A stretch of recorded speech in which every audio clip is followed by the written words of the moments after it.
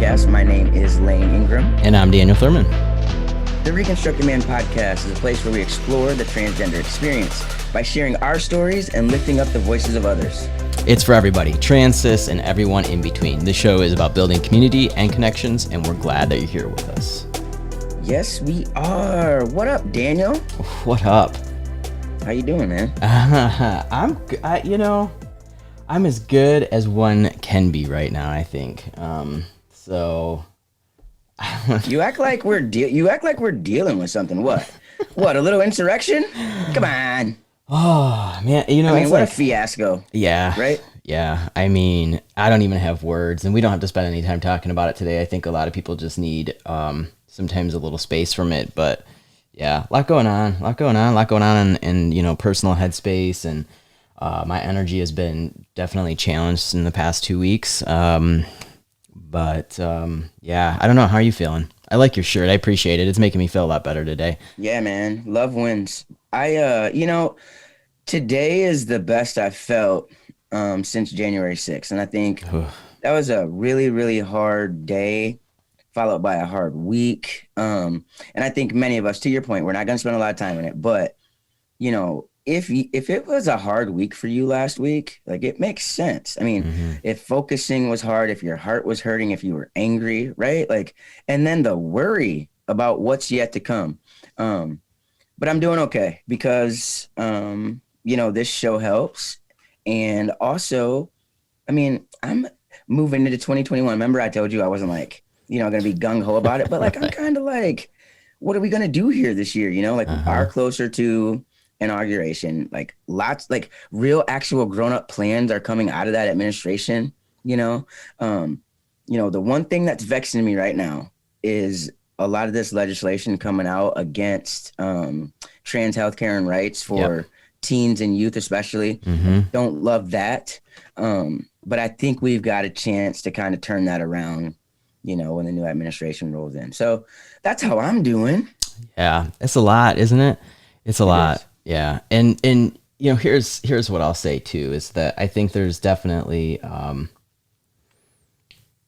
appreciate that you're connected and staying plugged in, because I think sometimes there's a tendency to just like want to shut down. And I don't think this is the time in life to shut down. I think that we have to stay alert and active and aware. And sometimes that means it's going to be exceptionally painful for those of us that have been identified in a marginalized or oppressed population. But this, there's a lot of momentum and a lot of movement. And just as you're saying too, there's some energy with the new administration coming in that's going to look a lot different no matter what side you're on. It's going to look a lot different. There's going to be functioning adults and they're making decisions. So hopefully we can ride that wave, and see some significant change, but not the time to fall asleep, but also at the same time, be gentle and kind to yourself, because it has been particularly challenging for a lot of us. If you have feelings and you're a human and you care about other humans, it's been a tough go the past couple of weeks, but hopefully it's all for naught, and we'll see some movement in the future. Yeah, I mean, and the other thing is I think it's a lesson, right? Like it's time to hold people accountable. I mean, it's one thing to be hurt by it, to be angered, but what are we going to do? Next time you're in that space, what are we going to do? And that's across everything. One thing we didn't talk about, and then we'll get into the show topic. And I shared this with Daniel this time over break for the holidays, right? Like, again, I'm 40. But holidays are tough for everybody. You're around a lot of people who maybe in their own spaces still use your old name. Like, they don't practice their pronouns when you're not around. And this year I decided that anybody that used the wrong name or pronoun, I didn't do it in a mean way, but very loudly. Like, if somebody said she, I said he, very loudly. Or somebody said, my old name, I said Layne. And I think that was big for me. Yeah. And not like in a over the top way, but just like, I'm not doing this anymore, So shout out to everybody who did some stuff over the holidays to make it a little easier for yourself, because stepping out of that comfort zone can be tough. Yeah, I love that. I love that you did that. I'm proud of you for doing that. Those types of transitions or those types of changes are not easy, and I get that. So, and it's, you know, I think it's also taken you a little while to get here because you've been trying to be patient. You've been trying to respect the other side of this, that it is challenging, that it's a change for everyone. You know, but I think you let it roll out, and I'm proud that you took a stand, and I know you felt good from that, because after we talked and you were telling me that you did that, like, you just had this sense of strength about you. So I love that, and I'm glad that you're able to share that with other people, because that's such a common thing that us trans folks go through. It's hard to navigate. There's no right way to do it. You know, just kind of keep proceeding. So that's a great story. Well, you just have to be willing to be like, hey, it might be awkward for a minute, but like, why, you know, you just have to be like, how much, you know, when it's time, when you've had enough, not even like it's bad, but like when it's just like, I don't want to hear it anymore. Like, you can sit there and feel awkward and like, then call me the right pronoun. Yeah. I had that same situation. My mom was like 10 years before she got it. So I get it. It's painful. It's painful for the duration of it, but you know, but I'm glad it went well. It is funny. I mean, now I can say it's kind of funny because I just laugh at the people, but like, if you're in a, like, your whole family's there, but like, let's say somebody else is there, random, right? Like, and they drop the wrong pronoun, right? And it's just like, I just look at them like, you're dumb. Like, got these people looking at you like you can't see. I'm not saying nothing. I'm just looking at them like, I don't know what's wrong with them. I don't know who they're talking about. Anyway. Oh, I love that. Put it on them, right? Yeah. Right. I just look like this. What? Weird, huh? They're weird. Oh, that's great. So today's gonna be great. I'm actually pretty excited about this. We're gonna talk about a couple of movies, and our representation is important, and you know, learning more things and having resources and visibility is all important. So I'm excited about today. What are we doing?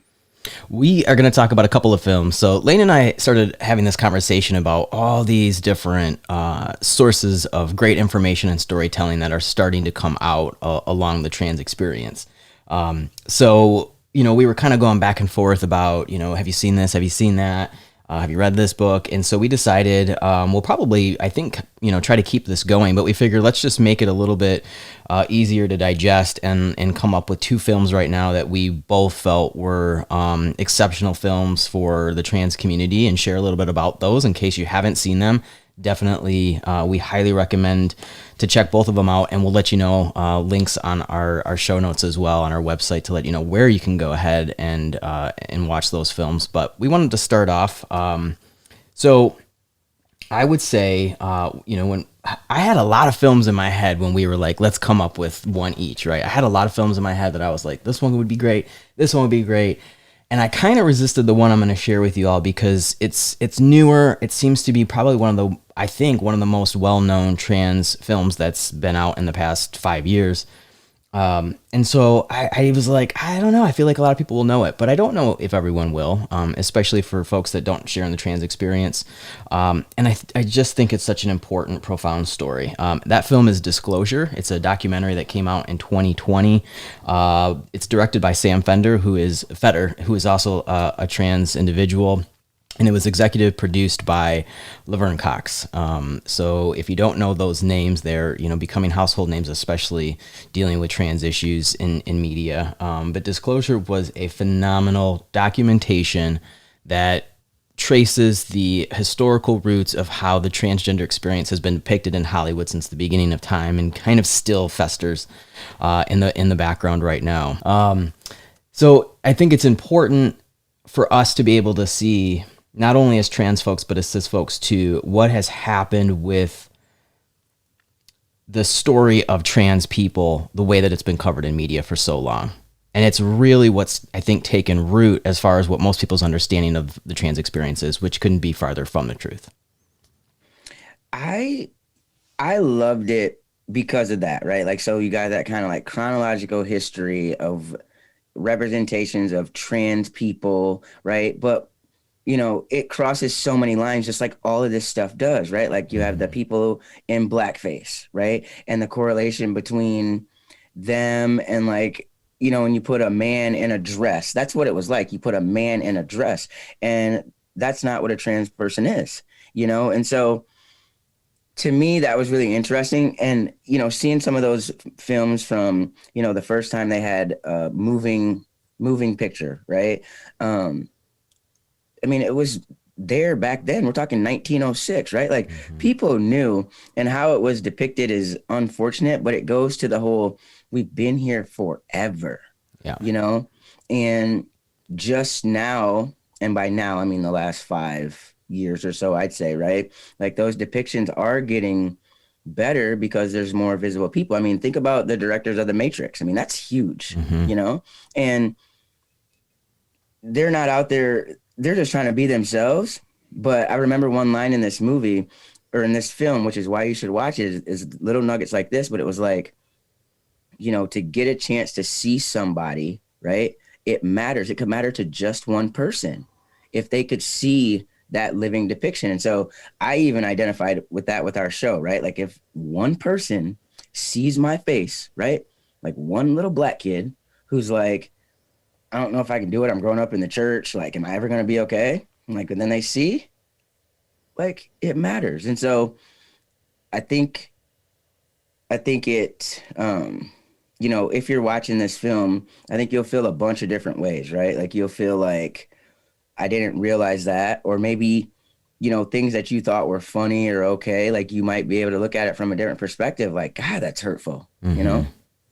Yeah, it's. I think one of the interesting ways that this documentary was filmed is that everyone that they interviewed, and there's a host of people that they interview, a lot of trans folks that have roles in media in various capacities. They interviewed these folks, and they all explained their reaction to these different scenes through films from the beginning of Hollywood, from Psycho, that was 1960, through Ace Ventura in the 90s, Jerry Springer talk shows, Silence of the Lambs, right? I mean, one after another. And, you know, I always related my childhood to kind of that Jerry Springer experience. And, you know, but you start to like watch these clips of these old films, not even old, just older films. And you realize that that is the story that I've been being told as a trans person, that I had to somehow digest that and figure out a way to overcome that, because that's all I was seeing. I was just seeing these horrid, dangerous depictions of trans people that are not the real story of who we are, but that's all that we got to see. And how dangerous that is for trans people to consume that, and what we have to overcome to be healthy human beings and figure out a different storyline for us. And then for the cis folks, that's all that they're experiencing. They're just getting this image over and over and over again of this, you know, perverted, dangerous psychopath, you know, all these horrible things, one after another, after another, after another. It was, as much as I've seen all those films, it was shocking to me to have them all kind of come together to realize how much brainwashing that we've all been under as far as the trans experience goes. Well, there's a couple of things to that, right? So one of the people that they interviewed in the film, and I hope everybody checks this out, but she was talking about when she told one of her friends that she was trans when she came out, and her friend's response was, "You mean like Buffalo Bill?" Ugh, from Silence of the Lambs. And it's like, no, Jesus, you know? And what the point she was making was that her friend is smart and kind and funny and loving and wonderful, but the only reference that she had was Buffalo Bill for a trans person. Like, no, right.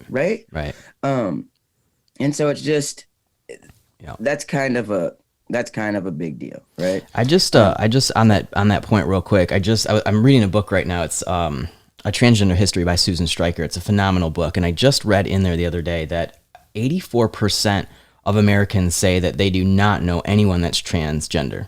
84%, right? So when you think about what we're doing, is we learn a lot through media, whether we like it or not, through popular culture. That's how we consume a lot of information, especially if it's new to us. And 84% of people not knowing anyone personally that's trans, what information are they using to to paint a picture of what the transgender experience is. Is it their fault that our stories are not out there in a better way? Is it our fault that, more people aren't feeling safe to be out in trans, so that people would realize that it's a lot more than, a few people in the world or in our country that are trans? There's, I think 1.1 million people assumed to be trans in this country alone. Mm-hmm. And I think right now it's finally the tipping point of us starting to tell our own story.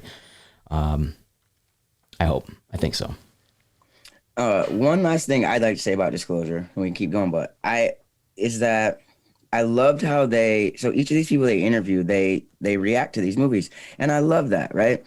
But I think about my own experience too. Like, for example, The L Word is another kind of popular LGBTQ show that came out, and I watched that during the time. Now, when I was watching The L Word, when it was coming out, I was a different person, if you will, right? Not that I identified that, right? But so when Max, and in The L Word, Max is a trans character that they had come through, right?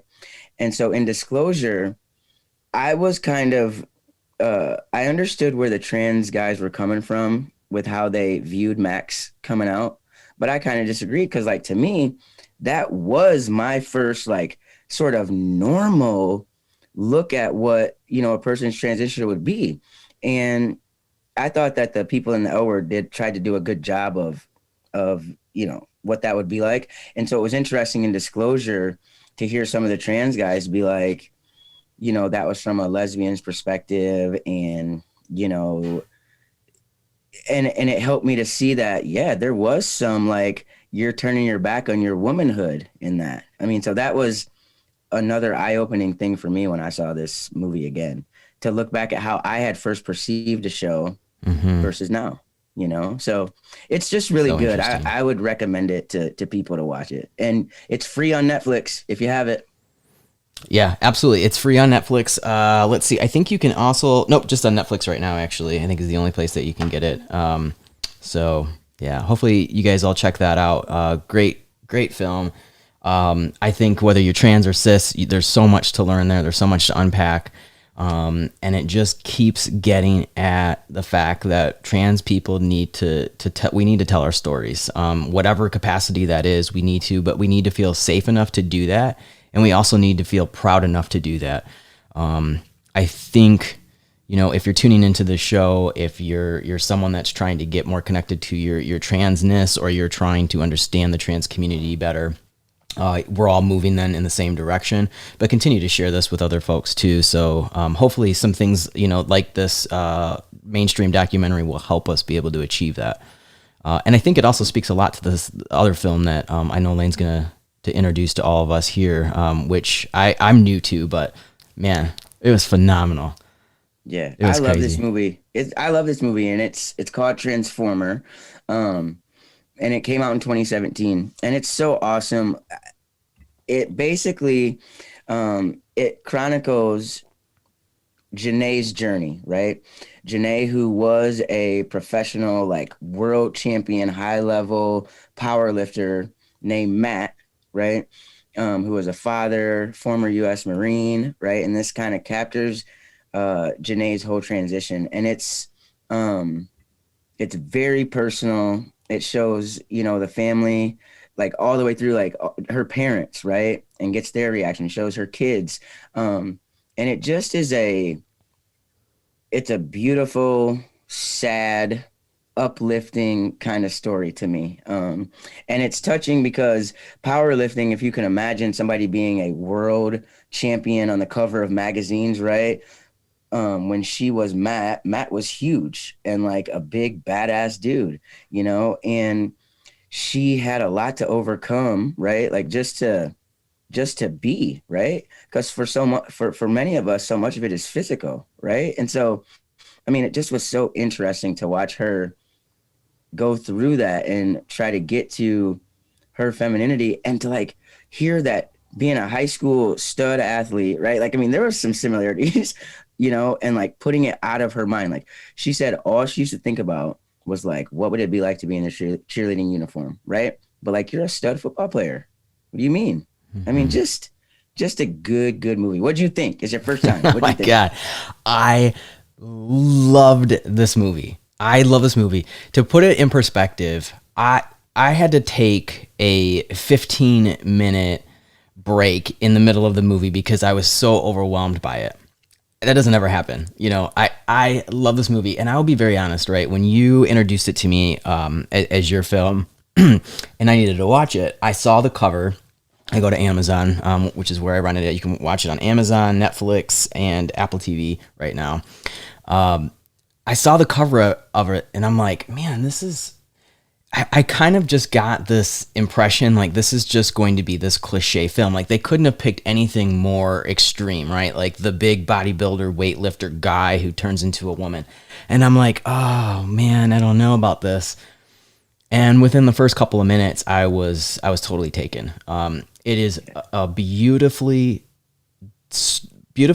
done story that speaks volumes to Janae and Janae's sense of strength and courage to be who she is, despite the world that was that had accepted her prior to this. You know, a very macho, masculine weightlifting world. And instead of picking up and moving and kind of denying that past, Janae just stayed there, you know, feet planted with her family, her 3 boys, who that story in itself is just so beautiful. And decided to stay in that weightlifting world and culture and help to educate a lot of folks in that arena. Was just, man, I could probably talk about this film for hours. Like I was just so taken by it. It's just a beautiful film. So I appreciate you sharing it. I don't think I ever would have just watched it. I mean, that sounds terrible. I probably would have watched it, but like, I just initially was like, oh, this is going to be another cliche, and I don't know about it. And it was anything but. And so not to give too much away, because this is something that you'll want to watch to see how her path kind of transforms. But here's what happened. In 2015, she was publicly outed. Okay. So Janae had known for years, right? Her family, meaning her family unit, right? Her kids, she was married before to a woman. Like they knew, right? And so this was something that she struggled with. But in 2015, somebody outed her publicly. And so that kind of pushed things into hyper gear. And this follows kind of that, right? You know, the first interviews back on the weightlifting circuit, that was a hard one for me to watch, right? And it just reminded me of why I wanted to come out the way I did, right? Like I was going to be taking testosterone, like hairs were going to be popping up. Like I was not going to let somebody, you know, put that out there. And that happened to her, and it's awful, you know? And this story shows the strength and the resilience and the courage to be like, I'm going to take this opportunity then and become me. And so it's a solid flick, I'd say, for anybody to watch. I turned it on, and my wife, I'm not kidding. I said, watch this movie with me, because I wanted to watch it again. You know, I saw it. I've seen it 3 times now, but the last time was maybe a year and a half ago. And she was in. I mean, just in. I mean, making audible responses to things, and you know, hating Janae's dad. You know, I mean, so it's a good movie, and you'll learn a lot, because what it also does is it shows how fragile. I mean, just how fragile like it can be to not be able to feel and be who you are, and then the physical part of it. I mean, it will, if that doesn't explain the difficulty, I don't know what could, right? Yeah. I'm so happy. I will watch any film you ever recommend to me ever again. Like I'm sold on you. It was just such a great film for all these reasons and so much more. I can't imagine anyone that would watch it could not be blown away by it and learn so much from it. And it's just good to hear from good people's stories and how they've overcome. Just I can't say enough about it. I think one of the things that really that really like shine through for me, just to kind of close out, is Janae is just solid in her courage through this whole film, even during the most uncomfortable, difficult things for us as viewers to watch. Janae just knew who she was and brought it. And I really believe that, we're moving in this direction for the trans community that it is going to become more and more and more important for us to be more visible. The only way we're going to change minds and change policies and change outcomes is if we are more visible, our stories are more visible. But like I said earlier, that's going to take us feeling safe, and it's going to take a level of us feeling pride about ourselves, right? And I think that this movie really, really demonstrates that. If you're a trans kid or an adult and you're struggling a little bit, or you just want to see someone out there that is just living their best life against any odds, this is such a great film to be able to do that and lift you up so that you can continue to tell your story and share it and feel pride in who you are. I think that's so important, and I'm so grateful for this film, because I hope more trans people watch it, and I hope more cis people watch it to get a better idea than all of that bullshit in the past that Hollywood's been using and creating this false narrative of who we are needs to end, and more films and more stories like this need to be told. I couldn't be more impressed. So hopefully you guys go out and check out both these films, because man, they're an education no matter what. Absolutely. Absolutely. Disclosure and Transformer. Really, really good. This has been a good show. I mean, necessary and important, right? We need something, though. We need to hear from our friends, from you. Make sure that you subscribe on YouTube, right? Make sure that you check out our website at thereconstructedman.com. Like us, comment, keep sharing, and keep letting everyone know that we're out there and we're here for you guys. That's right. Keep rocking you, because nobody can do you like you can. I'm Layne and And I'm Daniel Thurman, and this is the Reconstructed Man Podcast.